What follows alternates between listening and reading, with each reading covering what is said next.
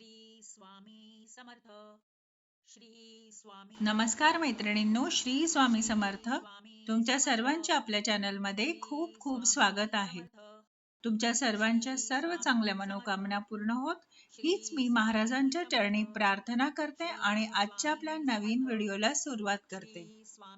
आजच्या आपल्या नवीन व्हिडिओचा विषय असा आहे, प्रत्येक व्यक्तीला आपल्या आयुष्यामध्ये सुख, समृद्धी, प्रगती आणि चांगले आरोग्य हवे असते आणि त्यासाठी तो कठोर परिश्रम देखील करत असतो.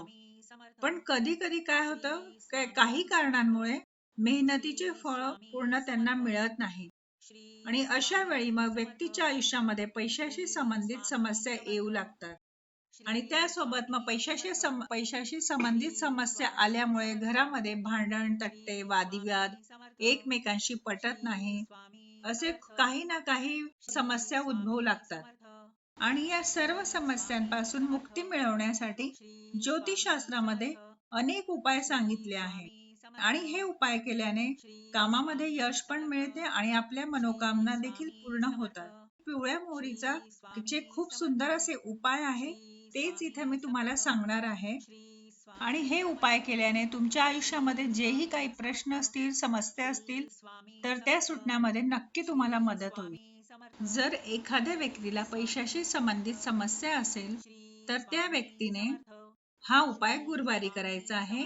तर गुरुवारी आपल्याला काय करायचे आहे, पिवळी मोहरी घ्यायची आहे आणि तिला गंगाजलाने धुवून घ्यायची आहे आणि त्यानंतर आपल्याला एक पिवळ्या रंगाचा कापड घ्यायचा आहे आणि त्या कापडामध्ये आपल्याला थोडेसे कापूर ठेवायचे आहे आणि जी आपण पिवळी मोहरी धुवून घेतली होती तर त्यामधले थोडे दाणे त्यामध्ये ठेवायचे आहे आणि एक पोटली तयार करून घ्यायची आहे आणि ती आपल्याला घराच्या मुख्य दरवाजावर, जे आपले प्रवेशद्वार असते, त्याच्या अगदी सेंटरवर वर लावायची आहे आपल्याला. असे केल्याने तुमच्या ज्याही पैशाशी संबंधित समस्या असतील त्या नक्की दूर होण्यास मदत होईल. आणि त्यानंतरचा उपाय असा करायचा आहे, खूप कष्ट करूनही एखाद्या व्यक्तीची आर्थिक स्थिती सुधारत नसेल तर त्यावेळी मग पिवळी मोहरी ही घरातील प्रमुख व्यक्तीच्या डोक्याभोवती ओवाळून घराबाहेर कुठेही लांब फेकून द्यायची आहे. असे केल्याने व्यवसाय आणि नोकरीशी संबंधित ज्याही समस्या असतील त्या दूर होण्यास नक्की मदत होईल आणि आर्थिक परिस्थिती देखील चांगली होईल. त्यानंतरचा एक उपाय अतिशय प्रभावी आहे. तो असा करायचा आहे की घरामध्ये खूप भांडणे होत असतील, वादिवाद असतील, एकमेकांचे पटत नाही, खूप नकारात्मकता असेल घरामध्ये, तर अशा वेळी आपल्याला हा उपाय संध्याकाळी करायचा आहे.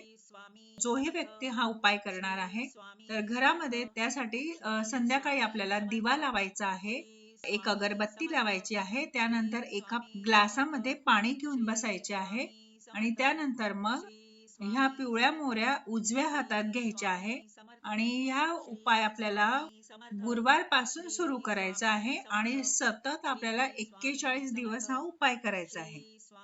ह्या पिवळ्या मोहऱ्या हातात घेतल्यानंतर आपल्याला 11 वेळा कालभैरवाष्टक स्तोत्र, 11 वेळा वल्गा सूक्त स्तोत्र आणि एक माळ श्री स्वामी समर्थ या मंत्राची आपल्याला करायची आहे.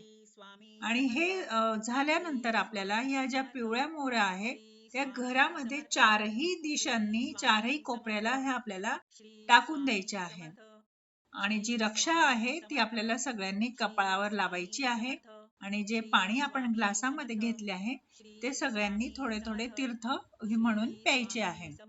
हा उपाय तुम्ही सतत 41 दिवस करून बघा.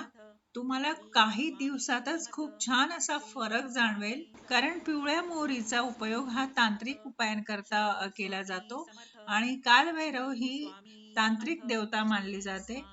तर यामुळे ज्याही तंत्र, मंत्र किंवा नजरदोष, बाधा असतील तर या उपायाचा खूपच फायदा होतो.